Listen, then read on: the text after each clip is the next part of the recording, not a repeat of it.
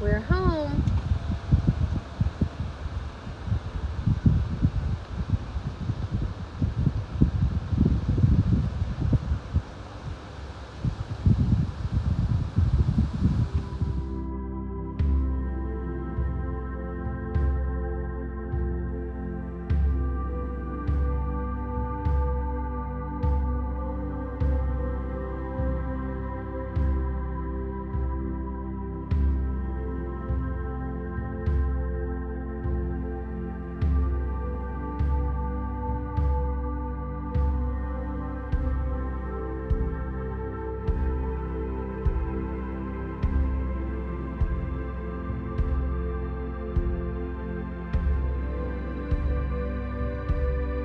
Hi everyone, Becky with Becky's Feather Nest. We're sitting on the back porch of House A, the younger Victorian. House B is the one that we passed up, I guess.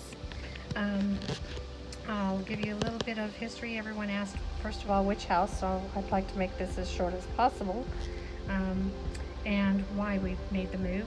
Um, I'll start with the why we made the move. It was job related. We did not want to leave, so it did take a while. We did a lot of praying. God answered a lot of prayers, making it very obvious and clear that we were going to move, that we needed to make the move, even though we kind of drug our feet on it because we just really did not want to go. But God made it clear that we needed to go. So once we knew that we probably were going to be moving, we came out here and started a search for a home. We didn't put our house on the market quite yet because we were still hoping God was going to say, "Oh, not really. You get to stay in your lake house."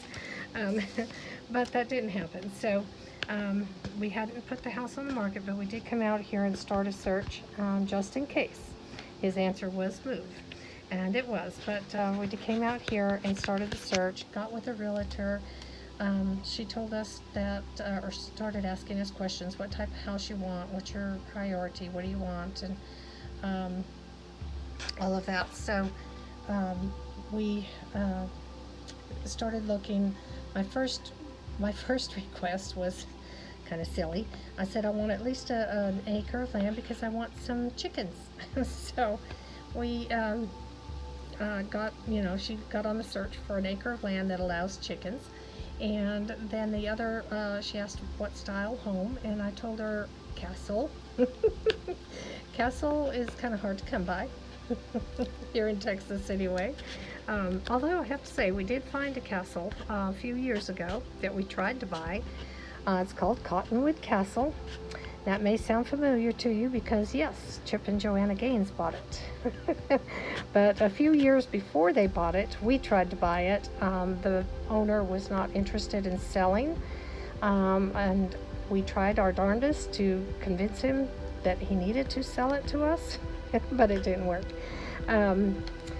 We kind of dropped it, but thought if he ever sold it, we were definitely going to be the ones to get that house. But obviously Chip and Joanna Gaines have a lot more pull than little old Becky's. So when I found out that they bought my castle, I at first was devastated, but then I was okay with it because if it's going to go to somebody, Chip and Joe are the ones I would want it to go to, because I know they would do it proud. But anyway, okay, sidetracked. So because I knew castle was really not available, I said Victorian farmhouse. Cottage would be next after that. So she did pull up two of the homes, which are the two that we posted here on the video. Both homes had exactly the same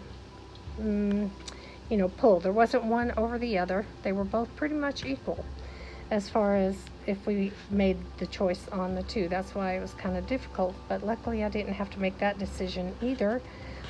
God made that decision clear as a bell as to which one we were going to end up with. But I did have a hard choice trying to decide because I loved the 95-year-old house.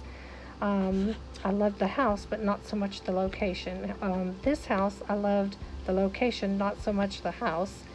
Both homes were exactly to the penny the same price, so that wasn't a deciding factor. both could have chickens. They were both close, an acre and an acre and a half. So everything was almost exactly the same. The amount of work, believe it or not, was very similar. Just different types of repairs and things that needed to be redone. This home was completely stripped of, if you want to call it character that it did originally have, because the builders in 1995 had it built to be a Victorian-styled farmhouse. So they did put a lot of the different character pieces in it, but then as new owners took over, they removed a lot of that stuff, so we're going to be trying to put a lot of that back. But anyway, so, and then it had a leaky roof that did a lot of damage, so there's a lot of repairs and things that'll be done on this home. So they each had equal amount of a lot of work. So, but speaking of work, I want to say God is the one that, well, first of all, God is the one who chose that we were moving and made it clear. That's the awesome thing about being a Christian. When you don't know what to do, when life throws curveballs at you and you don't know what to do, and you pray, God is there. He answers, and He gives you the answers that always work out the best. I have done, before I was a good, strong Christian, I would pray and still try to have it my way. But I found throughout the years, when you let God do it His way, it always turns out better than your way. So I always try to go with what I feel God is saying to do. But anyway, let's get off on something else here. I want to say it wasn't all roses. Life is not always perfect. The night that, a few nights after we moved in, we were tired and exhausted again from trying to, move furniture, move boxes, unpack, find things. And we were exhausted, ready to go up, shower, and collapse in bed. So we started shutting down the downstairs, turning off lights and closing windows and locking doors, all that stuff that you do.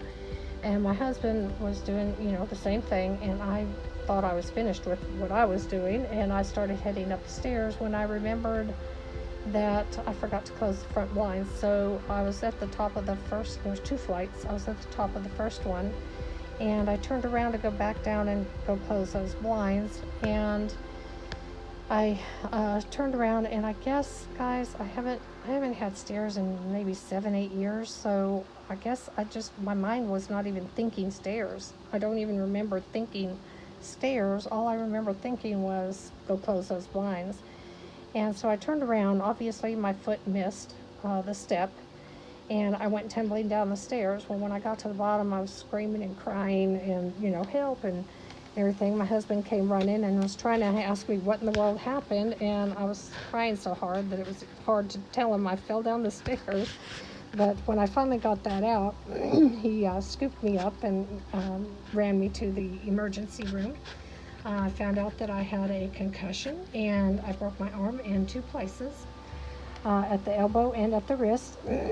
So I am now in a cast, which I start therapy here soon, physical therapy on my arm. So I'm saying all this part because I wanted to invite y'all to follow me along on the process of restoring and putting this house back together. And it's going to be delayed now. So I'm going to, once I'm able to start projects again with my arm, I'll start posting those. But you might want to keep us in your prayers. Y'all are my prayer warriors. And if you can add my husband to this, because bless his heart, he's working his full-time job during the day, and then he comes home and tries to move everything that I'm pointing my finger, because that's all I can do, is ask him, can you move that there, can you get that box, can you do this, can do that. So if you could add him to your prayers, I'd appreciate it. But anyway, so I want to thank y'all for hanging in there, and if you can if you would like to follow along on the renovations, or whatever you want to call it, remodel, whatever, please do. I love doing these videos for y'all. I was very touched by everyone's comments. It just blessed my heart.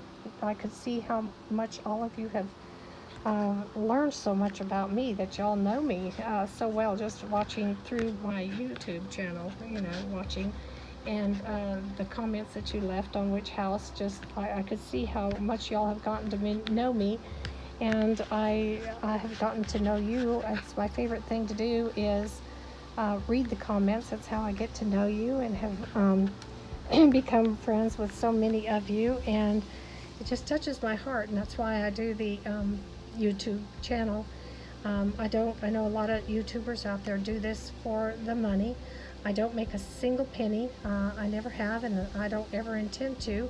I think you have to sign up for that, but I do it because I really love getting to know all of you. So thank you for being in my life, and I hope y'all have a blessed day, and I appreciate every one of you. Bye, my friends.